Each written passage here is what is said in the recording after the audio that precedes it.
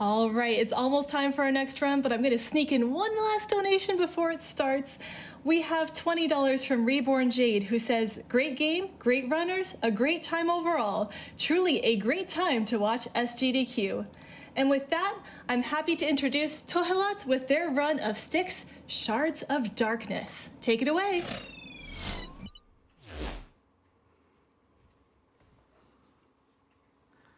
Hello, and greetings, everybody. Hello, my name is Fezkoe. This is Tohelot. Today we'll be playing Styx. Well, I guess I won't be playing Styx Shards of Darkness. Tohelot will be. He's kind of the better one of us two. And yeah, today Styx Shards of Darkness will be played.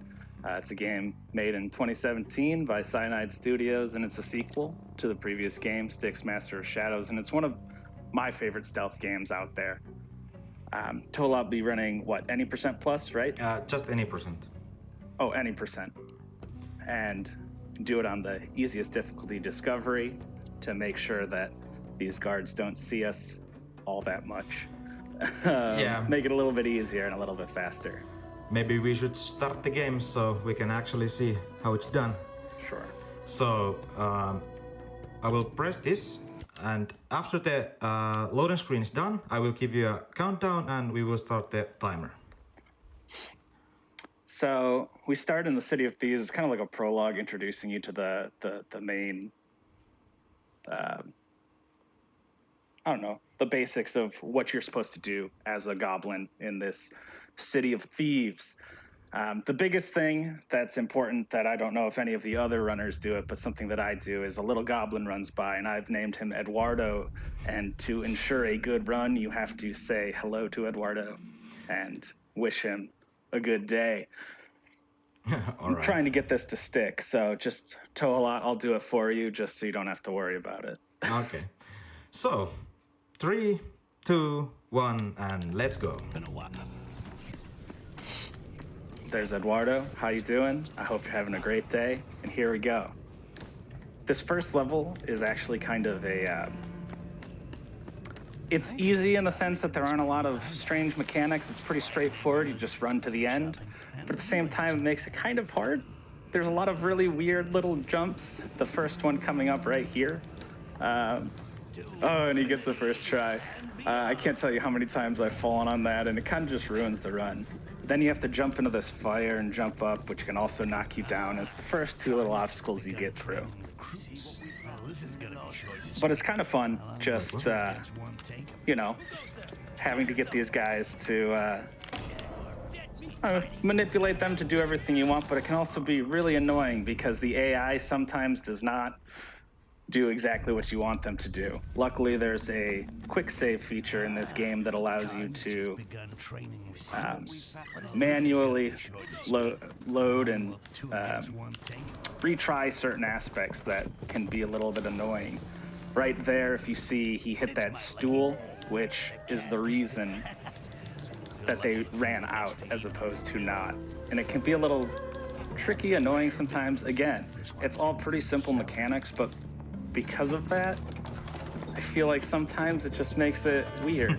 Because I don't know. What do you think, Tao? Just physics-based game, and sometimes it's like to fling across the map, and sometimes it doesn't. Have you seen the posters? Yeah. But overall, I mean, that's part of what makes this whole thing fun. Is you have these guards, this random AI that kind of works with you, and if you kind of get one step off, they can end up being in a completely different place than you meant them to be. But at the same time, it also allows you to manipulate them in certain ways, to get them to run certain ways, do certain things, and we're about to see that. Another interesting part about this run is you have to pick up components to build things like cocoons. Right there, you picked up an unstable spore. There's also insect eggs, amber, different things that you have to do to get different abilities that you use to speed run and break this game. You know, clip through walls, that type of stuff. All that stuff we love.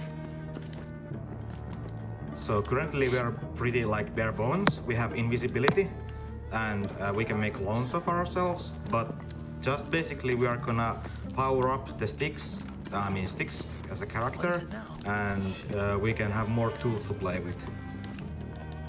Yep, and you really don't get into some of the what I consider the more fun parts until the second and third level. Because, like, again, this is kind of just a tutorial where you run through, and again, he decides to stop at the door, catches, and you lose a second or two. Here you get to see the first use of invisibility. You run in. It makes you a little bit more stealthy, but people can still hear you. And you get yourself up and get to the main objective. There are plenty of other side objectives that you can get to in this game, but we're not too concerned with them in any percent, as most people who are speedrunning are probably aware.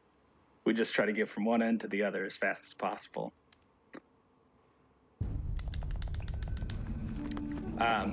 In between a lot of levels, you're either in a hideout or on an airship where you can get your skills right there. Toe just picked up a skill that makes his amber usage, which is the yellow bar, go a little bit slower so he can stay in invisibility longer, which is super useful when you're having to manage certain aspects of this game, especially because with those mechanics, you can then start to use your invisibility for minor screw-ups that you might have, or times when guards hear you a little bit too much.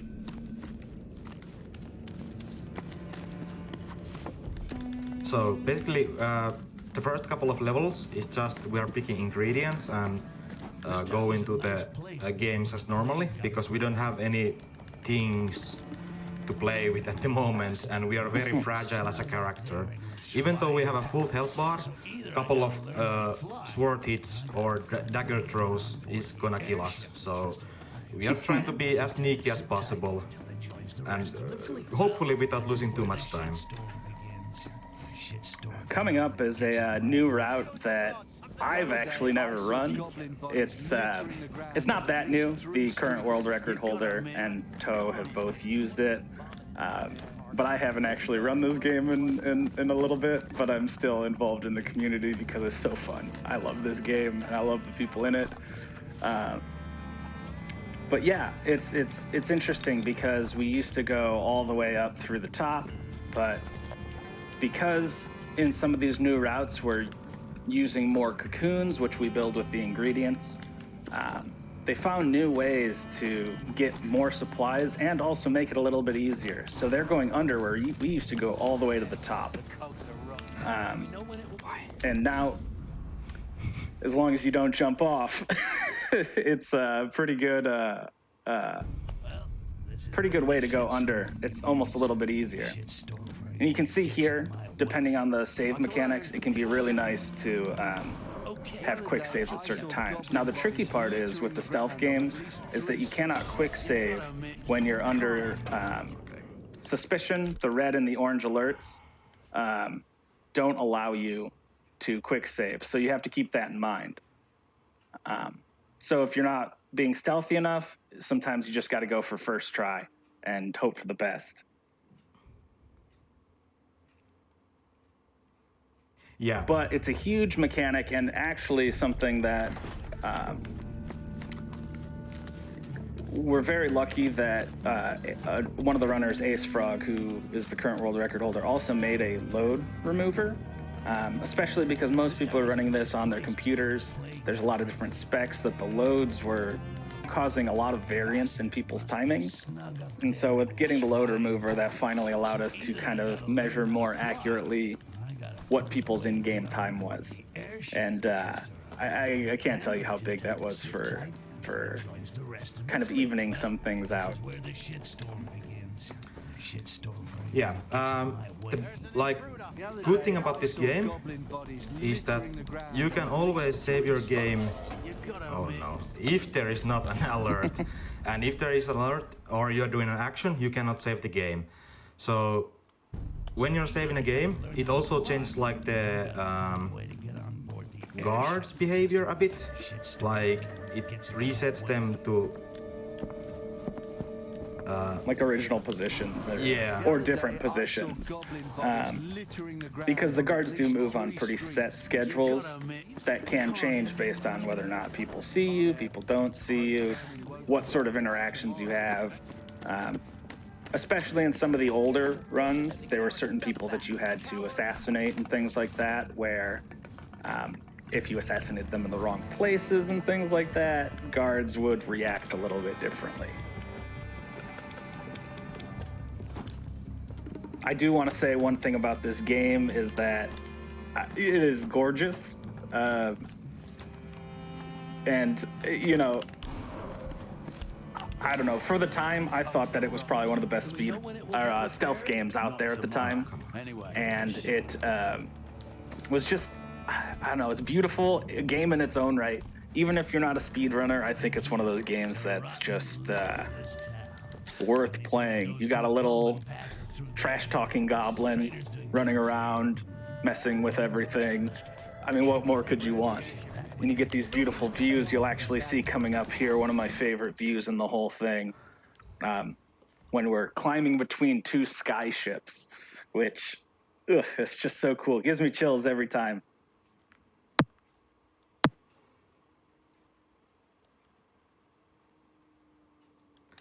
So coming up is the diplomatic vessels. It's the only airship level of the game, basically. And we are a bit low on resources, but thankfully our route includes a lot of it, so it's still pretty manageable. Another thing about it is these certain abilities don't actually require, which we'll see coming up, using clones. Styx does not need to use his... he doesn't need any abilities, he just uses his amber. So it's one of those things that he's kind of like innately one of his skills that we... Did we see that in the prologue? Sometimes you can use it. I don't think you used it. But yeah, this view just between the ships, it's, gives me chills every time. I love it. Just... It's kind of scary, I guess, if you don't like heights, but I'm into it.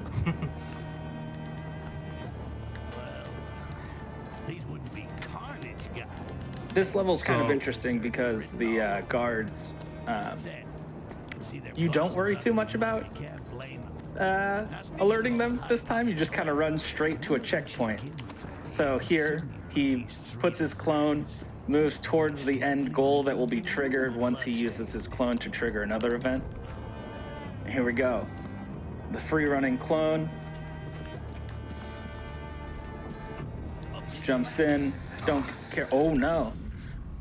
Yeah, so there's a chance that the guard will draw a dagger pretty early, and since we are using clones, they need just one hit to be destroyed. So that can happen sometimes. It's unlucky, but let's hope. Yep, this time it's much better. Yep, and so now you listen in on their little powwow. We skip it because it's not that interesting. The alarm's raised, but at this point we're so close to the finish that... Now that's a weird interaction that the guard wasn't already over on that ledge. So again, every so often, things kind of go a little bit differently.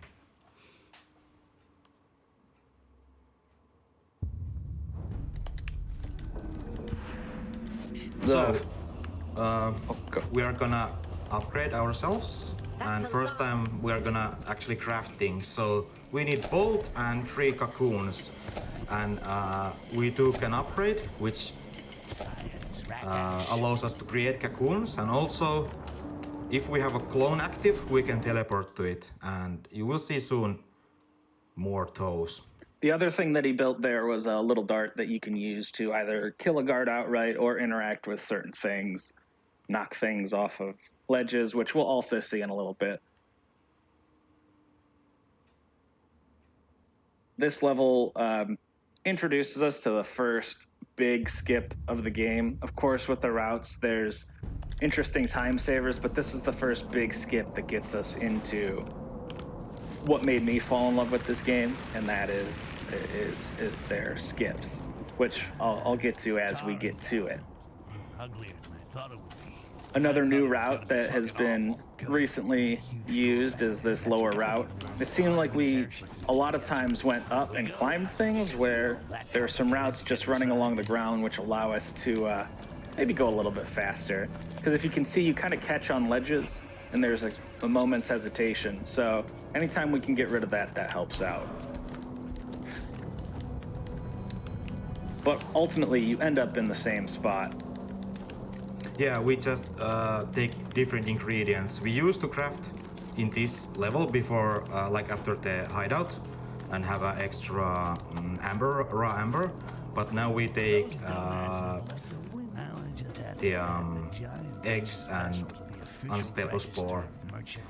So here we... Oh, go ahead. Yeah, go ahead. I was just going to say, here we come to the first big skip, where you clip into a wall, you jump out.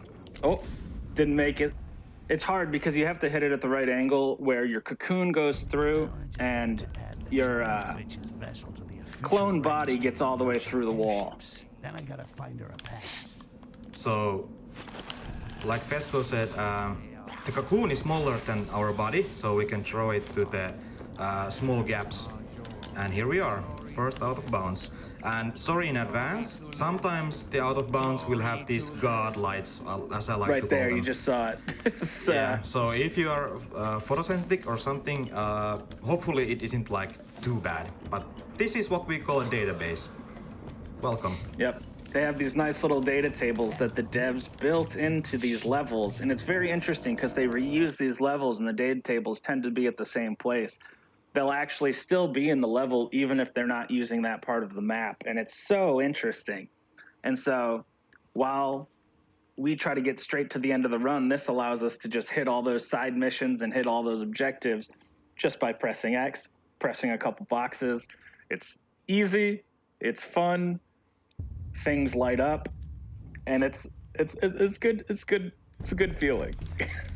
Yeah, so the database, like Fezkoe said, holds all the information about level objectives, and we just go on top of the buttons, press yeah, we did that, we did the ding, and go to the next level. Bada bing, bada boom.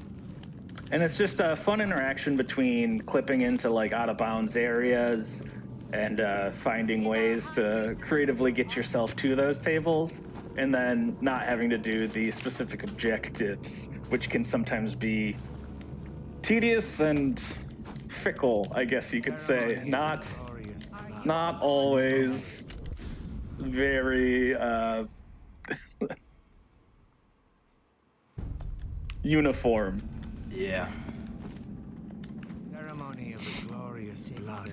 So now we're gonna use our bolt for the first and the last time of this run. And we're gonna drop the bell on top of this guard. Beautiful. The interesting thing about those dev tables are that while we don't use them for every level, for a lot of them we do know where they are. It's just they're not always feasible or easy to get to. Where we don't have enough components, we don't have the time, I guess, so to say. It's easier just to run from one end to the other. Yeah. So it's an interesting mixture. There are a couple places where maybe if we could figure out, but there's also the idea of collecting enough components. Because we use them for things like this, but there's only so many you can get while still going fast. I'm gonna use my backup amber here because I'm not healthy goblin, so I'm afraid of the daggers. It's always, you always got to be afraid of the daggers. Another interesting thing is, as you start to go farther and farther, there's a lot of guards that can basically one-shot kill you. And it'll just instantly end your run. There are some that are easier to deal with, some that are pretty much, you know, if they see you, you're dead, which can be pretty demoralizing if you're pretty far into a run. Yeah, if you like stealth games, this is more like compared to the first two Assassin's Creed and Thief games, other than the newer versions. Like, you can do things, but you are very fragile, but you have many tools to play with and cause chaos. So here is the was it like diplomacy level named, and this is the only time that we do this kind of trick. So a couple of years ago, when I started to run this game, there is a subreddit for Styx, and somebody pointed out that they got through track it through the floor right here. And it just happened to be that this also includes the database.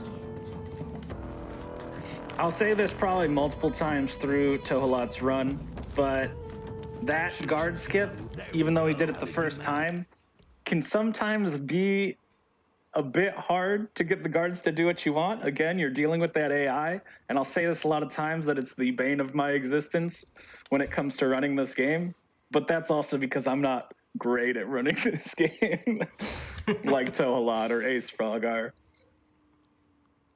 Well, if you're interested, like on scale of 1 to 10, 1 being the easiest and 10 being the hardest, I think this like maybe 2 or 3. It's not that hard, just more like practicing some throws, and that's basically it. Yeah, and I mean, there's all these little tricks about positioning your bodies in certain ways. As you can see, he jumped to the one side. You can also get the trick to work from the other side, where Toe's found that it's easier to get it from that side. And yeah, so here's another database jump that's about to come up. I believe you were telling me that back when this first started, this was a much longer level, and having this database kind of skipped out on a lot of it. Yeah, so the normal way to do this, you have to find the body in this level. And the body will be spawned randomly to the 3 locations, and if you have bad luck, it will take up to a minute to get to the body and clear the mission. But because of the database, we can factor out the RNG part of the game, and it's much more speedrun friendly to play. The fun thing is, as I was saying earlier, these maps are kind of reused in a certain way, and we'll actually see that same exact skip used on a different level, except this time there's nobody in that section of the level, where this time we had to skip by guards. Later on, it's just a kind of unused part of the level that you kind of just run to, which is great. Very fun. This next level coming up is our first introduction to Robies, which are these bugs, and it can also be a little bit annoying. You can see that Toe grabbed a few more skills, and these skills help him with evasion, which are going to be big because these Robies shoot globs of, I don't know, bug goo at you, and this will allow you to kind of not take as many hits. There were some times where, depending on how accurate the Robies were, you could just die on an otherwise good run, and this helps take away some of that variance. Another fun thing about this level is there's a lot of texture to a lot of the ledges, so there's a lot of ledges that you can catch on that you might otherwise not want to. It's usually not that big of an issue, but it can be a little bit annoying when you're going real fast. Styx talks about how things can take you higher here, and it always reminds me of that Creed song. The "Can you take me higher?" And that's all I think about during this part. And I think it helps me get through this bug level. I don't know about you. Yeah, I think this is a good place for a few donations. Nothing actually happens here. We are just trying to survive. Hopefully this will happen, yes. So if we have any donations, we can take a couple of them. We definitely have donations. We have $25 from Zamu, who says, "I've been watching GDQ for years, and I'm so happy and excited to see my friend Tohelot as a runner. Best of luck for your exciting run.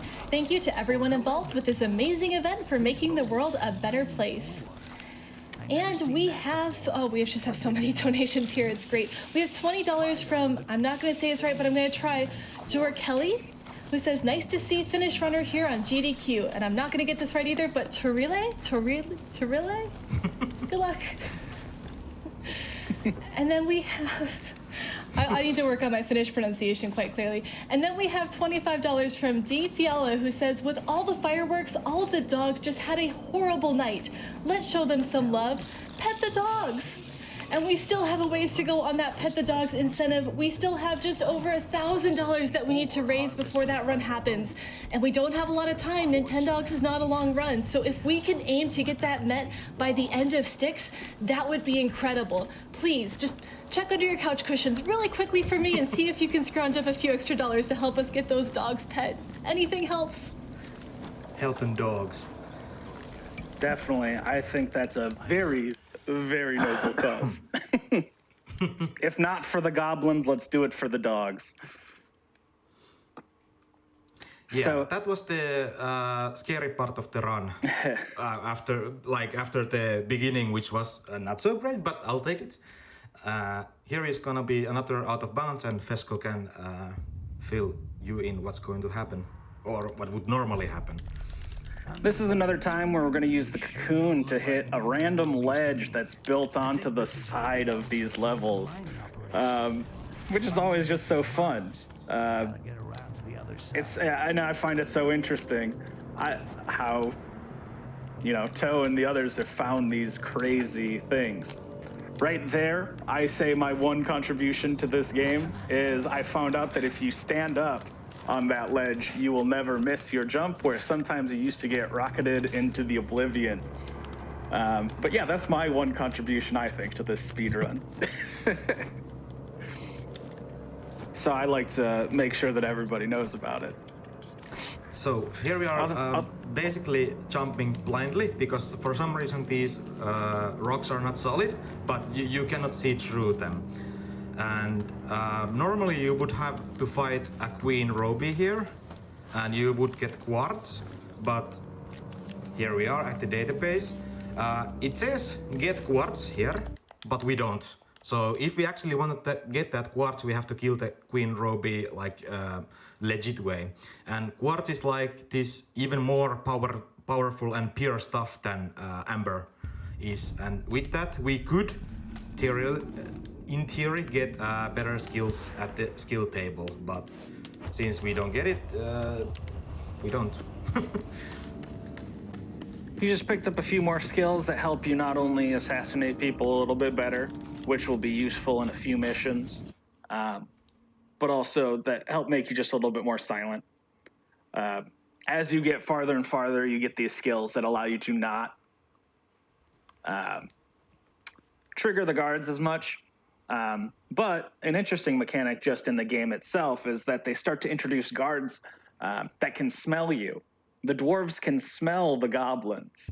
So even though you're getting all these things, until you get the skill that allows you to be less smelly, the dwarves can smell you out. So it's something that you do have to watch out for. Luckily, there's only one big interaction with dwarves that will be coming up. Yeah, just slight correction. You don't get the skill that hides your odor, but you can get the formula to having that like perfume. Oh, right, sorry. Yeah. Yeah. Same thing basically. It's an item. Yes. Item, skill. Either way, we don't use it in this run. In some of the other runs, I do believe that you use it. In the New Game Plus, I believe that you used it, right? Yeah. It's because, well, it's a New Game Plus and we have everything we need, so... So here we are, naked as a rakash, and we have to get just out of here. We will be coming here again later during the run. There would be an out-of-bounds place and a way to get to the database, but because this is such a short level, the end goal is basically there, and it's much faster just to play it normally and not use our resources to get out of bounds. This skip that's coming up was a great find because you used to have to run through this whole level, do a couple different objectives, and you had to rely on an AI to run across the map to get to a certain point. Every so often he would get stuck because the AI, I guess, isn't smart enough to get across certain bridges or something like that. But it's a really fun skip because, as you'll see in a second, we get to drop somebody about 4 stories down a big ledge. Which, if that's your kind of thing, right? Don't worry, they're completely okay. They're very limp. Yeah. But again, just looking at those sceneries, I just, you get a nice visual experience while you do your best to ignore it. I think that's the hardest part of the speed run. Instead of looking around, you have to, you know, just get on with it. Yeah, you have huge playground to play with, and well, casually it's really fun to play. Also, I think we haven't mentioned this, but you can play this in co-op as well. So if you have buddy, it will be double as fun, right? Yeah, it's definitely a game that still is, especially in other categories other than any %. There's a lot of open availability for it. I think we just had our first co-op run submitted, right? Yeah. Which is really fun, really exciting. And even in any %, right now the world record's right around 31:30, and I'm positive that with a few adjustments and a real good run, we can get it below 30, and I'm excited for when that happens. Right there, you see the dwarf. Luckily, he didn't smell us, but Toe goes invisible there because, again, we don't want people to see us, and we can't trigger certain end scenes, which is one of those weird mechanics, but, you know, it's something that you have to do, and, you know, we hope that it doesn't happen to us during our runs. Those 2 bastards made a deal with the Dark Elf. I believe at this point, Styx has uncovered this crazy plot where the Dark Elves are hoarding amber, and it's being made from goblins being ground up or something like that. Styx is the only talking goblin that they know about. And so there's this whole thing where Heledron's trying to take down their city, and Styx just doesn't like any of them. So there's a lot of intrigue. Yeah, Right up now. Oh, go ahead. Oh, yeah, just like allying with the enemy kind of scenario going on here. The enemy of my enemy is my friend at the moment. Here is a new skip. This used to be another assassination mission, which was kind of fun to do, but at the same time long and fickle. Here, we find ourselves going back up to a place that we've been before when we were on Korangar. This is the place that we started out. And this database is actually behind this door. And to get to it, we need to use 2 cocoons. And it's interesting, so the first cocoon we used to clip through this wall to get us halfway through. And then, if you get the right spot, you can then throw another cocoon, and your clone will materialize on the other side of the wall. Now, I say that, but it's much easier said than done. You have to be pretty precise about it, and especially on this second one, where you're pretty much just inside a wall, it's a little bit of a guessing game on where exactly you need to. The nice thing is you can have an audio clue as to when you materialize on the other side of the wall, so you know to Yeah, it will go through. Yeah. The good thing about this game is that even though I am currently, playing with the controller, I aim with my mouse with those very precise throws, because it helps a lot, because aiming with an analog stick is not very nice. I didn't know that you did that, because I always use my analog stick, and maybe that's why I'm a slow runner.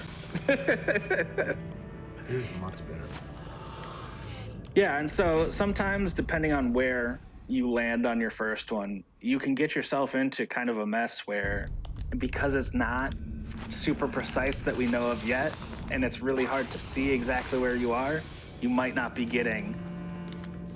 might not be in the right exact spot. So we finally clipped through, and Here's one of the times where we use this feline drop, which reduces the damage. Otherwise, you would die when you did that. Again, what he said, there's the blinding light that happens, which is very strange, and I'm not sure why they have that mechanic in there. But sometimes I wonder if wearing sunglasses while we did this run might not be a bad idea. It feels weird, but it can be very annoying and very painful to the eyes. Yep. So coming up, the Labyrinth of Passage. Normally, if you play this game, you have this. First of all, the Dark Elves have kidnapped us, Heledrin and Styx, and we are dragged to this Dark Elves ritual place. And to get out of here, you have to pass 6 tests.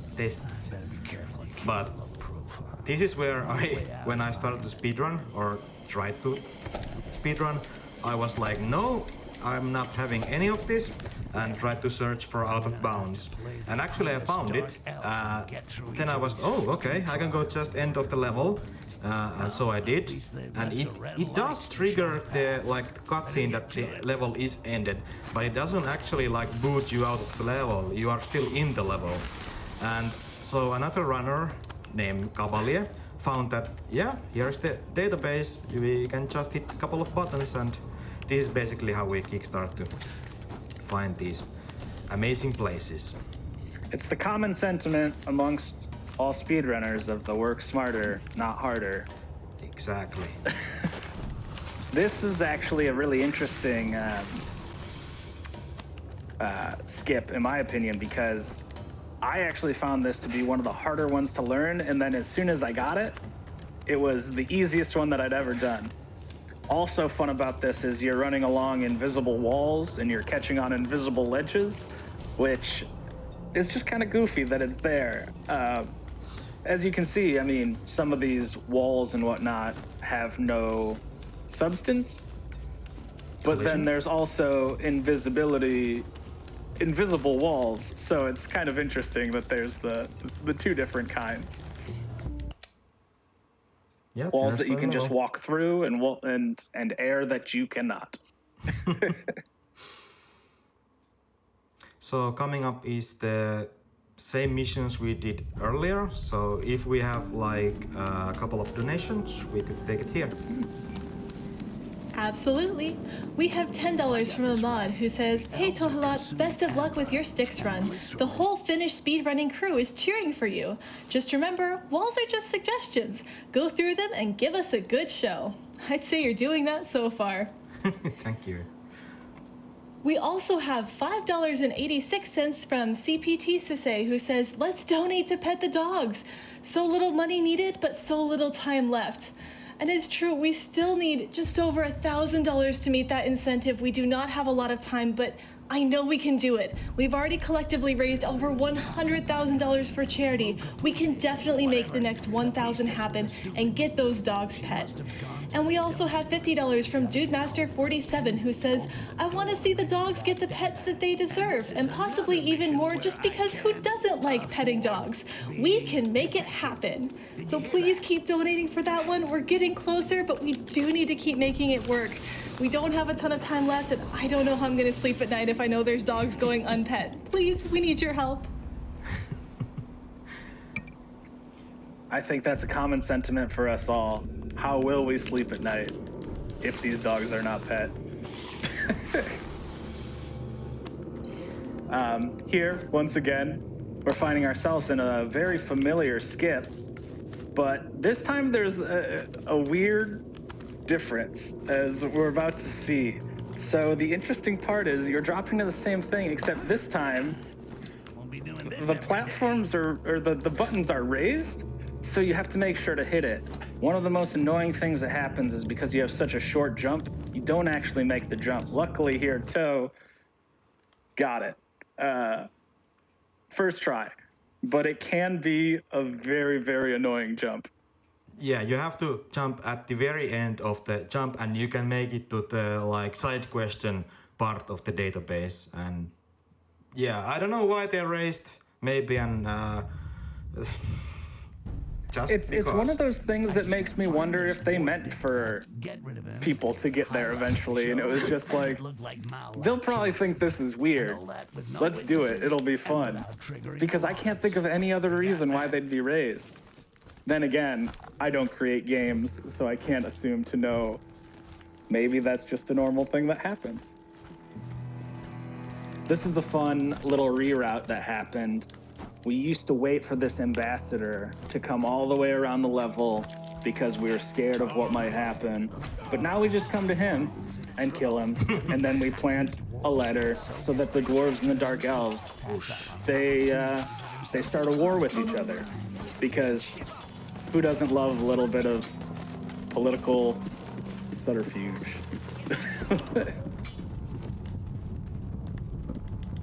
Because another interesting thing about this is that for the longest time, the Styx would come non-invisible when you would kill that dwarf. And the secret was you just had to run away from the dwarf. Because when he fell down, he could knock you out of invisibility.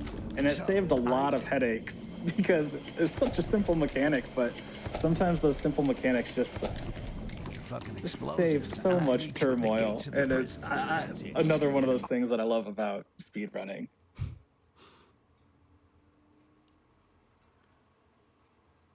So here is Hunter's Village. We have to start a war between dark elves and dwarves, and we're like sabotaging each other, so they think they start to have war. And here is just a level we collect 3 bombs so we can collapse the dwarves mountain, which we'll see in a second. This is another time we get to use our clones so that we can skip having to climb all of our way back towards certain parts of the level, which is just a really nice mechanic for, speedrunning. How many times do we want to do something on one side of a level and then have to run all the way back, which really hurts? This clone really gets rid of a lot of the issues. Right here, he's trying to pick up these bombs so he can plant them. And guess it's maybe a budget. this kind of gets us towards the end game. There's not much left after this. Again, this is another reroute that saved us a lot of having to kind of run by a bunch of dwarves, which would catch you from time to time. Which was really nice. Yep. Also a shout out to the guard who is watching absolutely nothing. Nice talk you have there, mister. Hey, I'd take that job any day of the week. Especially if we've got these crazy acrobatic homicidal goblins just running around, going invisible, throwing cocoons at people. I'll watch nothing. I'll not take the risk. Here's Jarok's skiff. I'll ready her while waiting for him to get. So that was the level. Coming up, we are going to go to the mountain, the goblin prison, and here is 2 ways you can get out of bounds: the old way, which is the water wheel way, and the new way, which is using the goblin prison part, which is now unused, but we are going to go there. The wheel water way is a bit trickier, and you have to upgrade Styx so you can craft cocoons on the go. The downside is that you are making a lot of more noise. The only way to reach the heart of the ambush. Yeah, and the water wheel skip is very, very cool. Yep. And you're going all the way up and then all the way down in the level, clipping through walls. But I do think it's much harder, and I think the timing difference is not that much, especially considering how hard it is to get through it. And all the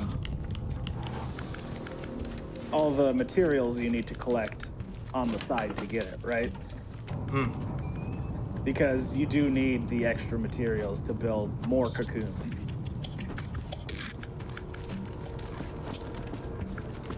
If you And want, especially with some of the new routes, cocoons and the materials are valuable right now. Fun part about this, just a little thing, is if you don't stay crouched and you go a little too high, you can break your egg on a little ceiling rock that juts out, and this can be pretty frustrating as well. yeah, it's there's like invisible collision that's much lower than it seems. So you have to. It is somewhat precise, but with practice, it's doable. Yeah. And, you know, it's another fun thing. You go to this part of the level that was not really meant to be used. There's nobody around, and you're just kind of in a back way of this. This throw, however, is pretty precise, because another time where you're throwing it into a corner to clip through a wall. So you're hoping that your cocoon materializes on the other side of this wall. And this Yeah, with gets you to this, an out I of especially. bounds. Yeah. Oh, go ahead, sorry. Yeah, I'm just saying that with this, I especially use mouse because how precise it is. It's one of those things where sometimes you just aim it and it goes right through. Other times you have to aim it over and over and over, and it just doesn't seem to quite work out for you. Especially because you can't fully see where it's landing. Yeah, that's the Which problem. might make it a little bit easier since you're going into the back of a cabinet corner. The nice thing about this is you don't have to worry about guards. True. If there is donations, we can take them here. Hopefully it doesn't take too much time, but good place to use them. I was just about to ask. We have $5 from Michael, who says, "Shout out to Rufus the dog from New Zealand. I am here in Sweden watching with my dog, Rufin." Those are such adorable matching names. We have $25 from Claire, who says, "Do it for the dogs." And that's in all caps, so please do it for the dogs. And we have another $5, this time $5.55 from CPT Sisse, who says, "Pet the dog. Let's all donate $5 to get it done." Chat, nothing would make me happier than seeing a $5 donation train to pet the dogs. We really do need your help to make this happen. If you are fortunate enough that you can spare $5 for charity today, please do it now. Put it toward petting these dogs. We're getting close, but we do need to push for this or it won't happen. And I would be so sad if we have to tell the runner that they cannot pet the dogs. Please don't make anyone tell them that. That would break our hearts.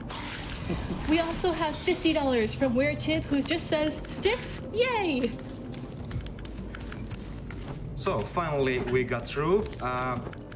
It is somewhat precise, and you can make some kind of like memorization where to go and where to throw the cocoons like roughly, but I don't know, it feels kind of random at times if it goes through or not. Sometimes it's just a feel of the thing too, where, like I said, sometimes it goes through first try and you barely even line it up, and then other times you're just not so lucky. And I feel like with every throw you start to get in your own head a little bit. I don't know if you feel that way, but it's definitely for me. It's like you're at the free throw line, NBA championships. You missed the first one, and now you got to make the second.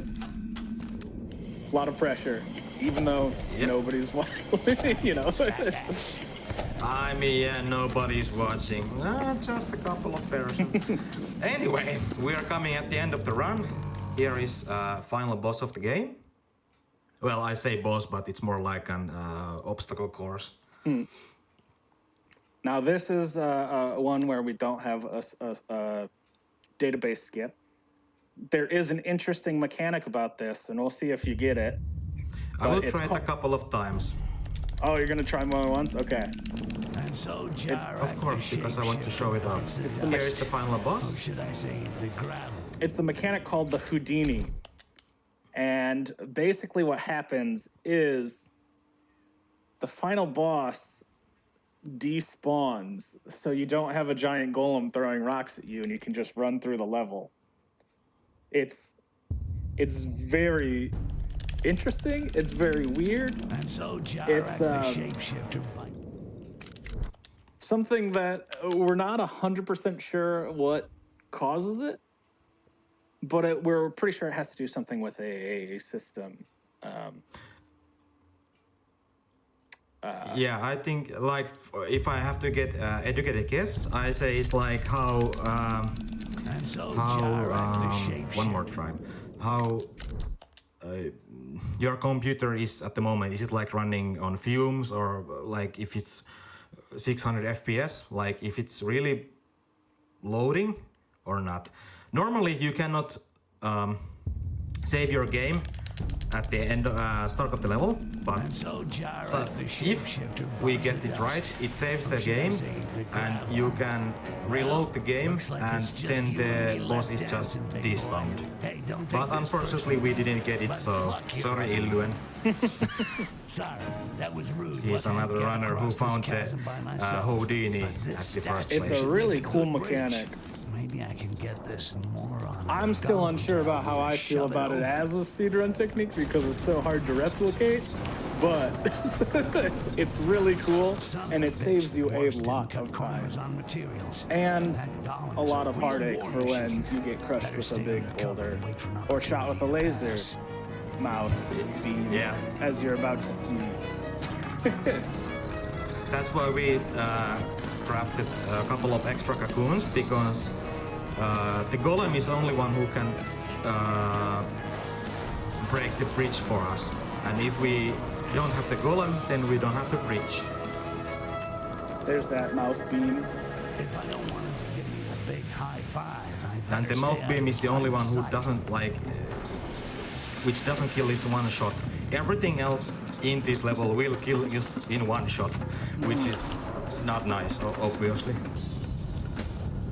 Here he would shoot you with his mouth beam if he sees you. But luckily we can go invisible.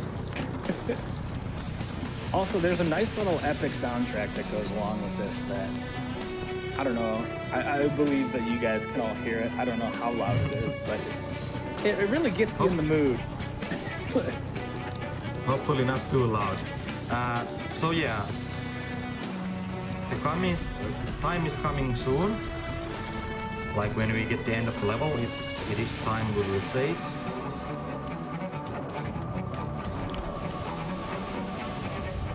It's right there. Again, he used one of those amber vials because you kind of need to use it so you don't get smashed. He'll smash you with his hand there, A shard of and pure just to make quartz. sure that you can get through this Hardly level. the moment, And that's what but the it'd reason be that we kind of shame pick to up leave a it lot of here. them through I the can't way that reach we it go. from here. Maybe I'll have better luck on the other side of the bridge. At least what's left of it. Come So on. time is One coming last up. push and I got this pile of rocks. And time. There we go. And that's Styx Shards of Darkness. And a nice little cutscene where you get to see Styx do some really cool goblin stuff.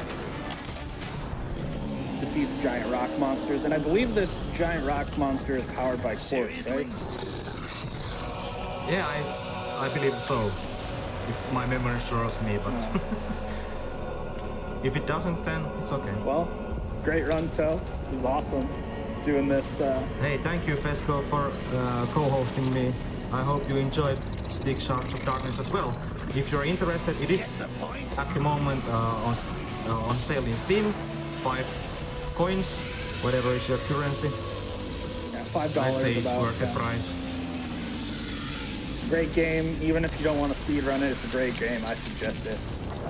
But yeah, thanks to the SGDQ It's always the really big ones community, that Char Bunny, and underestimate everybody me. is fun. A lot of fun. My shit. You know, me and Toe really like to share this game with other people. So it's great, and thanks for watching. I'm gonna skip this because it's so loud. Can I get the final time? 50:16 was your final time. Oh, it was still nice. Thank you. I hope you enjoyed the event and stay hydrated. It's really important. Good final message. Stay hydrated. What a great reminder from an awesome run. I hope you all enjoyed that as much as I did. We have definitely been getting more donations in chat. It's amazing. I looked over at our Pet the Dogs incentive and we're now under $750 away from that. But we do need you to keep donating to keep fueling this train and get us across the finish line.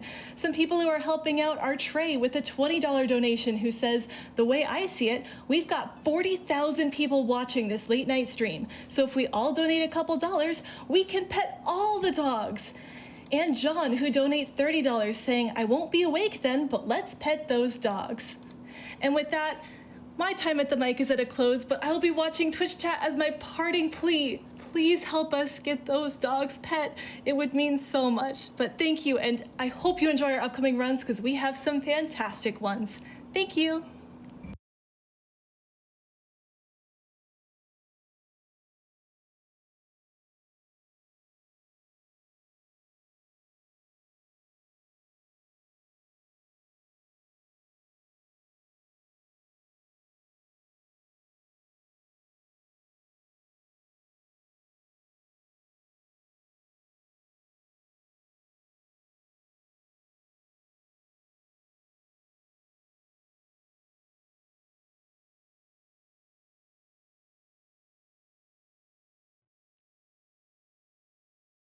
Hello there, and you are watching Summer Games Done Quick 2021 online, powered by Twitch. My name is Bobby Blackwolf, and I'm going to be joining you for the next couple hours here for this amazing run of Nintendo games that we've got going on this morning. We've got some good stuff. We got Tiny Toon Adventures coming up in the next couple hours, a Ninja Gaiden Pacifist run coming in the next couple hours, Star Tropics 2 coming up, but what we have next is Nintendogs. And I know my name is Bobby Blackwolf, so this is perfect that I get to do this. But we have a Nintendogs run being run by Zooketra. And it's the first time it's been shown at GDQ. The first time Zooketra has been on GDQ. And so we're going to have some fun with this. And we're not going to stop with the dogs there.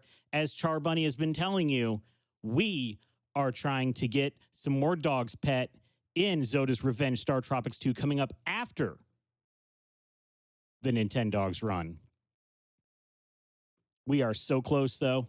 We need about $800 more to be able to pet the dogs in Star Tropics 2.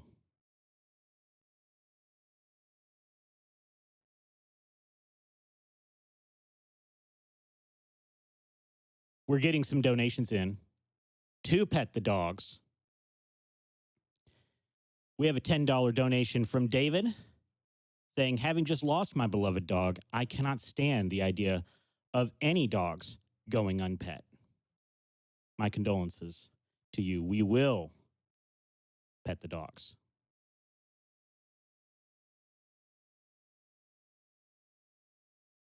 Lady Rosalie VT donates $5 saying, after 12 and a half years of loyal service, our dog is being put down today as he's no longer able to walk properly and don't want to prolong his final rest anymore. As GDQ is perhaps what's keeping me sane while I deal with this fact. He will always be in my thoughts and dear in my heart. Nintendogs will probably break me later, but this donation goes toward petting the dogs.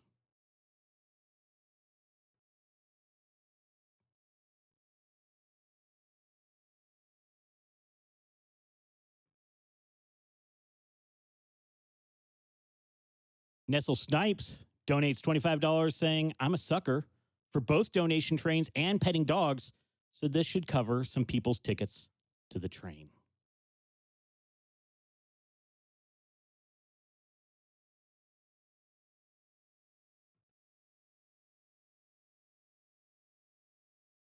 Shannick TV Show donates $25 saying, let's pet those doggies. $5 train hype.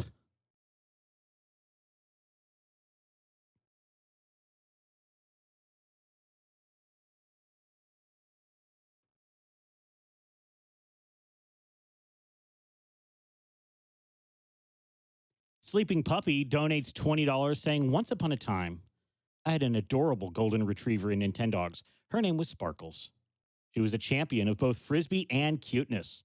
She was lost on an airplane many years ago, but I've never forgotten her. Shout outs to all the puppers in our lives, real and digital, for being cute, good, and loyal. Let's pet them, yeah? And extra shout outs to